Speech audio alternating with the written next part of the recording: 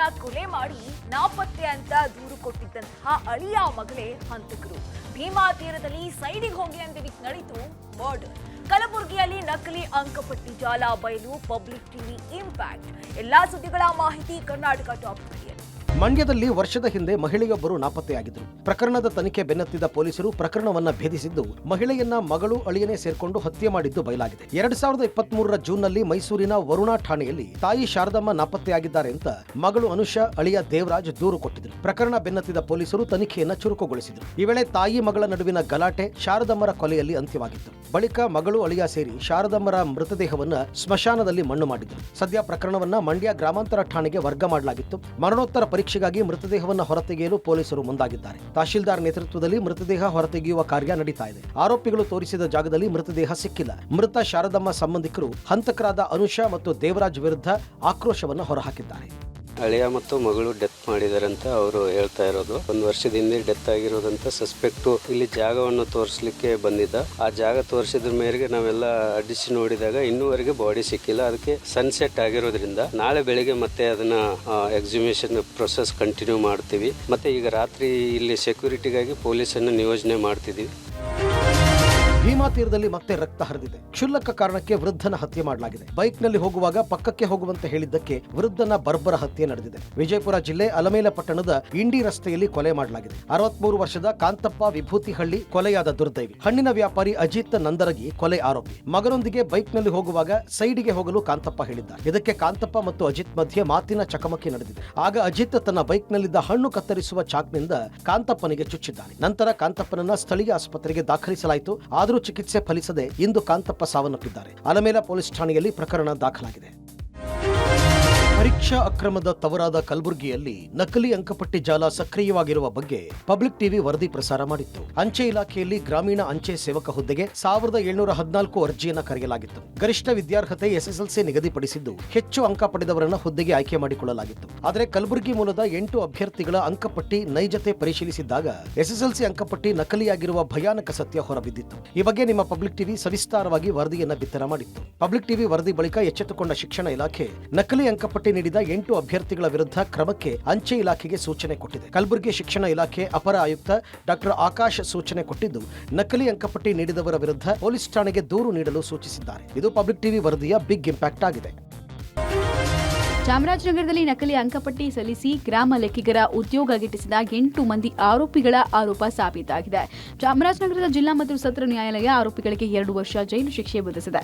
ಕೋಲಾರ ಮೂಲದ ಸುನೀಲ್ ಕುಮಾರ್, ಷಣ್ಮುಗ, ನಾರಾಯಣ ಸ್ವಾಮಿ, ಹಾಸನ ಮೂಲದ ಸಂತೋಷ್ ಕುಮಾರ್, ಎವಿ ಶಂಕರ್, ದೇವನಹಳ್ಳಿ ಮೂಲದ ಶ್ರೀರಾಮ್, ಮುನಿರಾಜು, ಸಿದ್ದಲಿಂಗಯ್ಯ ಶಿಕ್ಷೆಗೆ ಒಳಗಾದವರು. 2012ರಲ್ಲಿ ಚಾಮರಾಜನಗರ ಜಿಲ್ಲೆಯಲ್ಲಿ ಖಾಲಿ ಇದ್ದ 14 ಗ್ರಾಮ ಲೆಕ್ಕಿಗ ಹುದ್ದೆ ಭರ್ತಿಗೆ ಅಧಿಸೂಚನೆ ಹೊರಡಿಸಲಾಗಿತ್ತು. ಆ ವೇಳೆ 8 ಮಂದಿ ಅಪರಾಧಿಗಳು ದೆಹಲಿ ಪಿಯು ಬೋರ್ಡ್ ಹಾಗೂ ಕರ್ನಾಟಕ ಶಿಕ್ಷಣ ಇಲಾಖೆ ನಕಲಿ ಅಂಕಪಟ್ಟಿಗಳನ್ನು ಸಲ್ಲಿಸಿ ಉದ್ಯೋಗ ಪಡೆದಿದ್ದರು. 2013ರಲ್ಲಿ ಅಂಕಪಟ್ಟಿಗಳ ನೈಜತೆ ಪರಿಶೀಲನೆ ಮಾಡಿದ ವೇಳೆ ನಕಲಿ ಎಂಬುದು ಬಯಲಾಗಿತ್ತು. ಈ ಸಂಬಂಧ ಚಾಮರಾಜನಗರ ಠಾಣೆಯಲ್ಲಿ ಪ್ರಕರಣ ದಾಖಲಿಸಲಾಗಿತ್ತು. ಪ್ರಕರಣ ದಾಖಲಾದ ಬಳಿಕ 8 ಮಂದಿಯನ್ನ ಸೇವೆಯಿಂದ ತೆಗೆಯಲಾಗಿತ್ತು. ಇದೀಗ ಆರೋಪ ಸಾಬೀತಾಗಿ ಕೋರ್ಟ್ ಶಿಕ್ಷೆ ವಿಧಿಸಿದೆ. ಕೊಡಗಿನ ಹಲವು ಭಾಗದಲ್ಲಿ ಕಾಡಾನೆ ಒಪ್ಪುಟಳ ಮಿತಿ ಮೀರಿದೆ. ಹಾಡ ಹಗಲಲ್ಲೇ ಶಾಲೆಯ ಮುಂದೆ 3 ಕಾಡಾನೆಗಳು ಹಾದು ಹೋಗಿದೆ.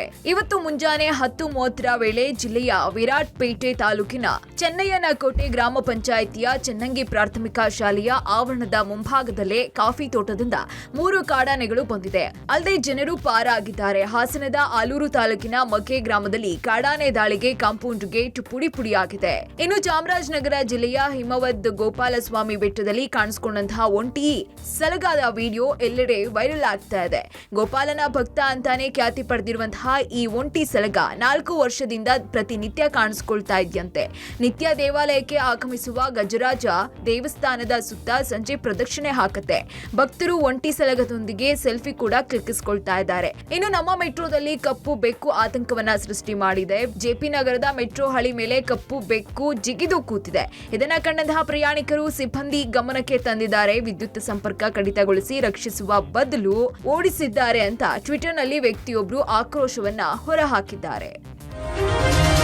ಚಿತ್ರದುರ್ಗ ಜಿಲ್ಲೆ ಹಿರಿಯೂರು ತಾಲೂಕಿನ ಪಿಡಿಕೋಟೆ ಗ್ರಾಮ ಪಂಚಾಯಿತಿ ವ್ಯಾಪ್ತಿಯ ಆಂಧ್ರ ಗಡಿಭಾಗದಲ್ಲಿರುವ ಮದ್ದಿಹಳ್ಳಿ ಗ್ರಾಮದಲ್ಲಿ 1300 ಜನ ಮತದಾರರಿದ್ದು 600ಕ್ಕೂ ಹೆಚ್ಚು ಮನೆಗಳಿವೆ. ಆದರೆ ಈ ಗ್ರಾಮದ ಹೆಸರು ಮಾತ್ರ ಸರ್ಕಾರಿ ದಾಖಲೆಗಳಲ್ಲಿ ನಾಪತ್ತೆಯಾಗಿದೆ. ಇಲ್ಲಿ ಅಭಿವೃದ್ಧಿ ಅನ್ನೋದು ಮರೀಚಿಕೆಯಾಗಿದೆ. ಎಲ್ಲದಕ್ಕೂ ಅಲಗಲದ್ದಿ ಗ್ರಾಮವನ್ನೇ ಇಲ್ಲಿನ ಜನ ಆಶ್ರಯಿಸಬೇಕಿದೆ. ಪಹಣಿ, ಪಡಿತರ ಚೀಟಿ, ಮನೆಯ ಈಸ್ವತ್ತು ಸೇರಿದಂತೆ ಶಾಲಾ ವಿದ್ಯಾರ್ಥಿಗಳ ದಾಖಲೆಗಳಲ್ಲೂ ವಿಳಾಸ ಅಲಗಲಗದ್ದಿ ಗ್ರಾಮ ಅಂತ ನಮೂದಿಸಬೇಕಾಗಿದೆ. ಇದಿಷ್ಟೇ ಅಲ್ಲ, ಕುಡಿಯಲು ನೀರಿಲ್ಲ, ಆಸ್ಪತ್ರೆ ಇಲ್ಲ, ಫೋನ್ ಕೂಡ ಕನೆಕ್ಟ್ ಆಗಲ್ಲ. ಹೀಗಾಗಿ ಇಲ್ಲಿನ ಜನ ಪರದಾಡ್ತಾ ಇದ್ದಾರೆ. ಮದ್ದಿಹಳ್ಳಿ ಗ್ರಾಮ ಚಿತ್ರದುರ್ಗ ಜಿಲ್ಲಾ ಉಸ್ತುವಾರಿ ಸಚಿವ ಡಿ ಸುಧಾಕರ್ ಸ್ವಕ್ಷೇತ್ರ ಹಿರಿಯೂರಿಗೆ ಸೇರಿದೆ. ಹಲವು ಬಾರಿ ಗ್ರಾಮಸ್ಥರು, ಜನಪ್ರತಿನಿಧಿಗಳು, ಅಧಿಕಾರಿಗಳ ಗಮನಕ್ಕೆ ತಂದರೂ ಪ್ರಯೋಜನವಾಗಿಲ್ಲ. ಚುನಾವಣೆ ವೇಳೆ ಮಾತ್ರ ನಮ್ಮ ನೆನಪಾಗುತ್ತೆ ಅಂತ ಗ್ರಾಮಸ್ಥರು ಕಿಡಿಕಾರಿದ್ದಾರೆ. ಈ ಗ್ರಾಮವನ್ನ ಗಣಕೀಕರಣ ವೇಳೆ ಕಂದಾಯ ಗ್ರಾಮ ಅಂತ ಘೋಷಿಸುವಂತೆ ಒತ್ತಾಯಿಸಿದ್ದಾರೆ. ಇದು ಕೇವಲ ಹೆಸರಿಗಷ್ಟೇ ಗ್ರಾಮವಾಗಿದ್ದು ಯಾವುದೇ ಕಂದಾಯ ದಾಖಲೆಗಳಲ್ಲಿ ದಾಖಲಿರುವುದಿಲ್ಲ. ಯಾವುದೇ ಒಂದು ದಾಖಲಾತಿ ತೆಗೆದುಕೊಳ್ಬೇಕಾದ್ರೆ ನಾವು ಹಿರಿಯೂರಿಗೆ ಹೋಗ್ಬೇಕು. ಅಲ್ಲಿ ನಮ್ಮ ಊರ ಹೆಸರು ಹೇಳಿದ್ರೆ ಯಾವುದೇ ದಾಖಲಾತಿಗಳನ್ನು ಕೊಡಲ್ಲ. ಮತ್ತೆ ನಮ್ಮ ಊರಿಗೆ ಬರಬೇಕು. ಇಲ್ಲಿ ನಮ್ದು ಯಾವ ಊರ ಹೆಸರಲ್ಲಿ ಇದೆ ಅಂತ ತಿಳ್ಕೊಂಡು ಮತ್ತೆ ಹೋಗ್ಬೇಕು. ಯಾವುದೇ ಒಂದು ದಾಖಲಾತಿ ತಗೊಳ್ಳೋಕ್ಕೂ ಭಾರಿ ಸಮಸ್ಯೆ ಉಂಟಾಗ್ತಾ ಇದೆ. ಸಿಲಿಕಾನ್ ಸಿಟಿಯಲ್ಲಿ ಸಿಸಿಬಿ ಭರ್ಜರಿ ಕಾರ್ಯಾಚರಣೆ ನಡೆಸಿದೆ. ಸ್ಪಾ ಹೆಸರಿನಲ್ಲಿ ಹೈಟೆಕ್ ವೇಶ್ಯಾವಾಟಿಕೆಯ ದಂಧೆ ನಡೆಸ್ತಾ ಇದ್ದ ಮಸಾಜ್ ಪಾರ್ಲರ್ ಮೇಲೆ ಸಿಸಿಬಿ ಪೊಲೀಸರು ದಾಳಿ ನಡೆಸಿದ್ದಾರೆ. ಸುಮಾರು 10 ಜನ ಸಿಸಿಬಿ ಅಧಿಕಾರಿಗಳ ತಂಡ ಟಿನ್ ಫ್ಯಾಕ್ಟರಿ ಬಳಿ ಇರುವಂತಹ ನಿರ್ವಾನ್ ಇಂಟರ್ನ್ಯಾಷನಲ್ ಸ್ಪಾನ ಫಸ್ಟ್ ಫ್ಲೋರ್ ಹಾಗೂ 6ನೇ ಫ್ಲೋರ್ನಲ್ಲಿ ದಾಳಿಯನ್ನು ನಡೆಸಿದ್ರು. ಹೊರ ರಾಜ್ಯದಿಂದ ಬಂದ ಅನಿಲ್ ಎಂಬಾತ ಸ್ಪಾ ನಡೆಸ್ತಾ ಇದ್ದ. ಒಟ್ಟು 34 ರೂಮುಗಳನ್ನೊಳಗೊಂಡ ಬಹುಮಹಡಿ ಕಟ್ಟಡದಲ್ಲಿ ಹೊರ ರಾಜ್ಯ, ಹೊರ ದೇಶದಿಂದ ಯುವತಿಯರು, ಮಹಿಳೆಯರನ್ನು ಕರೆಸಿ ಅನೈತಿಕ ಚಟುವಟಿಕೆ ನಡೆಸ್ತಾ ಇದ್ದ ಎನ್ನಲಾಗ್ತಾ ಇದೆ. ಸದ್ಯ ಮಾಲೀಕ ಅನಿಲ್ ಸೇರಿ ಒಟ್ಟು 44 ಮಹಿಳೆಯರು, 34 ಗ್ರಾಹಕರನ್ನ ಸಿಸಿಬಿ ಪೊಲೀಸರು ವಶಕ್ಕೆ ಪಡೆದಿದ್ದಾರೆ. ಸ್ಪಾ ಮಾಲೀಕ ಅನಿಲ್ಗೆ ಸೇರಿದ 3.5 ಕೋಟಿ ಮೌಲ್ಯದ ಬೆನ್ಸ್ ಕಾರನ್ನ ಸಿಸಿಬಿ ಸೀಸ್ ಮಾಡಿದೆ. ಮಹದೇವಪುರ ಪೊಲೀಸ್ ಠಾಣೆಯಲ್ಲಿ ಪ್ರಕರಣ ದಾಖಲಾಗಿದೆ.